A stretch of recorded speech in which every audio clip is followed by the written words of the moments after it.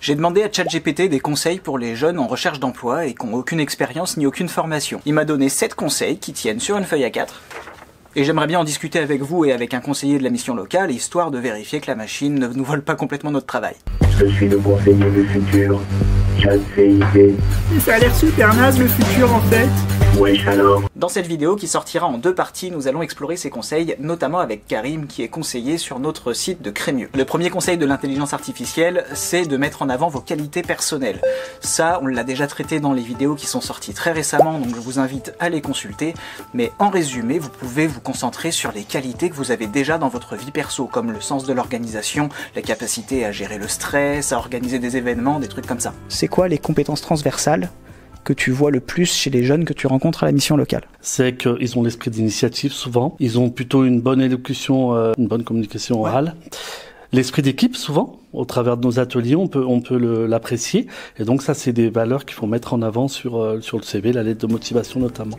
Le chat a appelé ça des compétences transférables, nous on utilise plutôt le mot transversal, mais vous pouvez aussi les voir apparaître sous le nom de soft skills, notamment sur les sites internet qui préfèrent les anglicismes à la douce mélodie de notre langue française. L'esprit d'équipe, tu le repères comment ? On voit s'il y a de l'entraide au sein d'une équipe, s'il y a de la mixité et si voilà, il y a pas de jeunes laissés un petit peu pour compte. Le deuxième conseil de l'IA, c'est de se diriger vers des métiers qui ne nécessitent pas de qualification. C'est sûr qu'on risque moins de vous reprocher un manque de qualification si on n'a pas besoin. Il mentionne plusieurs secteurs qui recrutent comme l'hôtellerie-restauration, le bâtiment ou encore la logistique, qui est un des plus gros recruteurs en Nord-Isère grâce à Saint-Quentin-Fallavier, qui vous propose un des 5 plus gros bassins logistiques d'Europe.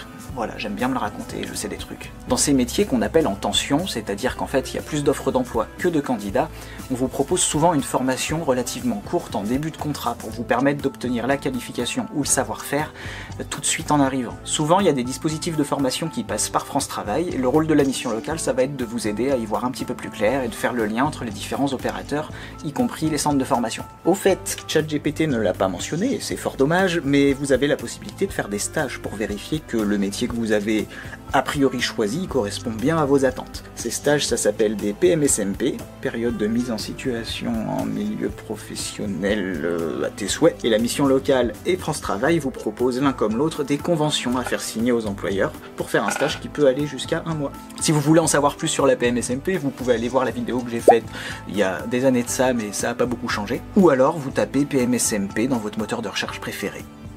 Pas besoin de ChatGPT pour ça. D'ailleurs, vous pouvez aussi en parler à votre conseiller. Voilà, ça c'est une transition. Est-ce que tu fais vraiment confiance à l'intelligence artificielle quand tu lui poses une question?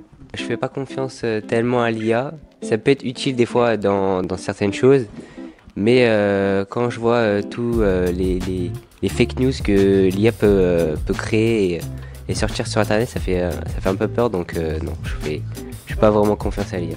Ouais, c'est mieux de rester comme à l'ancien temps avec le petit journal, comme ça on a les vraies news de ce qui se passe un peu dans le monde. Quand on pose une question à l'IA, elle va nous répondre.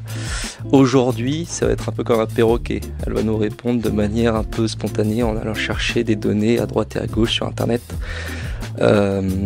sans pour autant innover. On dit intelligence artificielle, c'est pas exactement vrai. Je fais pas confiance à 100%, je repasse généralement derrière, je vérifie les informations et tout ça. Il y a quand même un travail de vérification qui est très important pour moi à faire. Je l'utilise quand même parce que c'est un outil.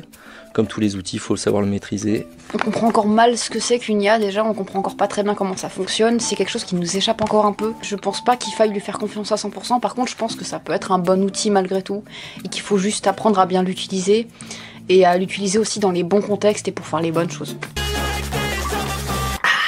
Du coup, le troisième conseil de ChatGPT, c'est de songer à l'alternance et aux formations courtes. Pourquoi c'est un bon conseil ?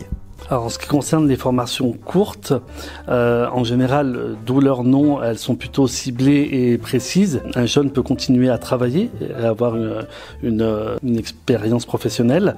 Et troisièmement, en général, sur ces formations, elles sont plutôt axées pratiques que théoriques. En ce qui concerne l'alternance, beaucoup de points positifs, d'avoir de l'expérience, de pouvoir enrichir son CV, et deuxièmement, avoir un salaire aussi tout au long de la formation. J'ai fait 2 cursus en alternance, un diplôme en 1 an en formation pour adultes pour faire un bac pro ARCU, donc accueil. et un à la mission locale entre 2017 et 2019 en communication. T'en croises des jeunes qui ont un peu changé de voie comme moi? Oui, de plus en plus. Je pense qu'il ne faut pas que ça soit un frein. En général, nous, on est plutôt là pour encourager les jeunes à faire ce qu'ils ont envie. Et on se rend compte qu'effectivement, comparativement à nos parents qui faisaient carrière dans une seule entreprise, c'est plus le cas.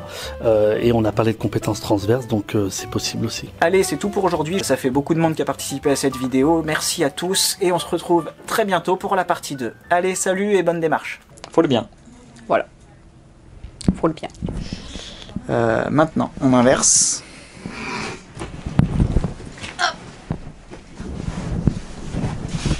Tu prends le micro et tu poses les questions. Et moi, je vais blablater juste le temps que tu fasses des...